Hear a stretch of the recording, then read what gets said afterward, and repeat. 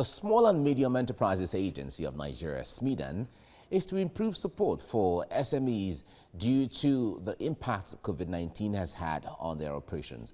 Lara Folayan has this report. A great percentage of the Nigerian workforce is employed in the informal services industry. Many are self-employed, involved with one enterprise or the other. This category of workers had their sources of income grossly affected by the lockdown put in place by government to contain the virus's spread. As they struggle to get back on their feet now that the lockdown has almost been totally lifted, the Small and Medium Enterprise Agency says it will improve on existing interventions at growing these businesses. A good number of local enterprises have already diversified into the production of sanitizers and personal protective equipment. They are smiling to the bank from this new business opportunity that the deadly coronavirus has provided.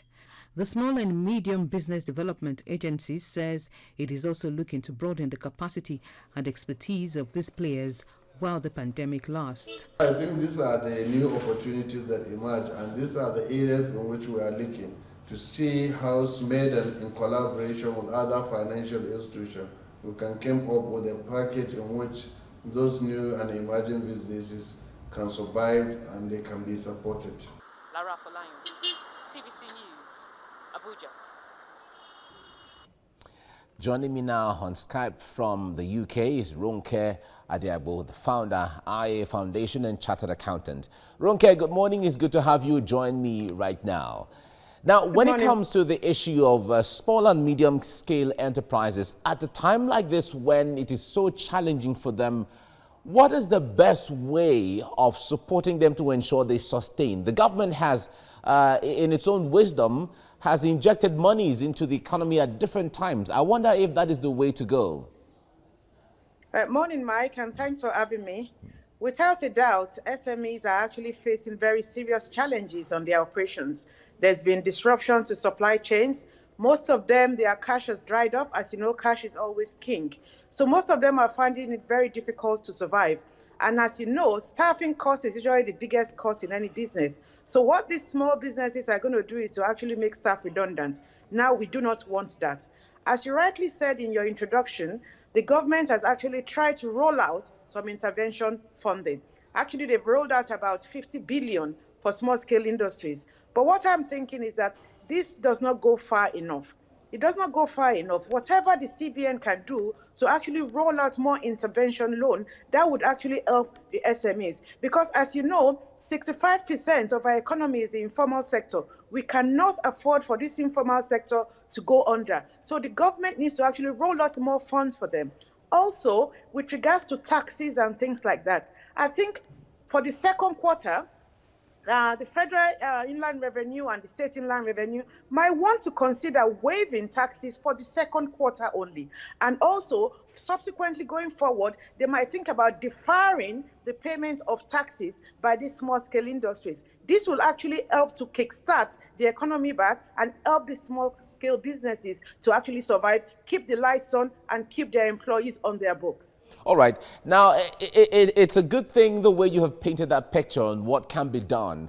But if we narrow it down to the realities on ground, the challenge of data, availability of data, a lot of these SMEs are not captured, and some of them are not even formally registered the way it's supposed to be, but they are doing businesses at different levels. How challenging would the issue of data be in capturing them and ensuring that the assistance the government wants to render can get to each person?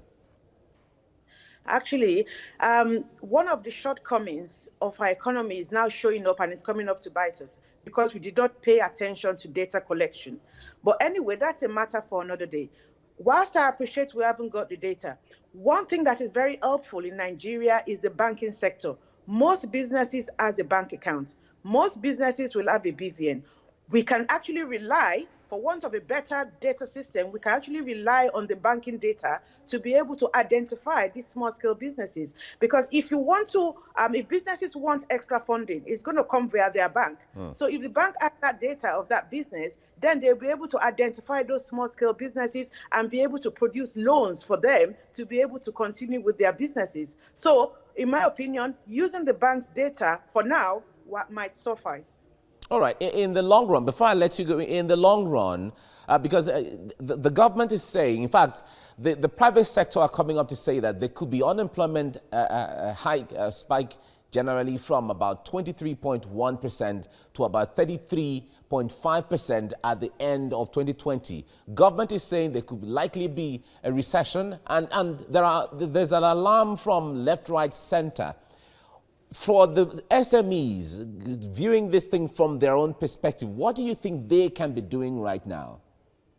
Right, Mike, it's not that there's likely to be a recession. There is going to be a recession. It's a global recession. So Nigeria is not immune to this. What we need to do is to plan proactively to mitigate this and to reduce the impact on people. So let's start from that point. Now, SMEs, they need to actually, as organizations, to come together as a group, because I think they will be more effective if they are speaking in one voice. So they need to be able to coordinate themselves. In your introduction, I can see that they've got a working body that speaks on their behalf.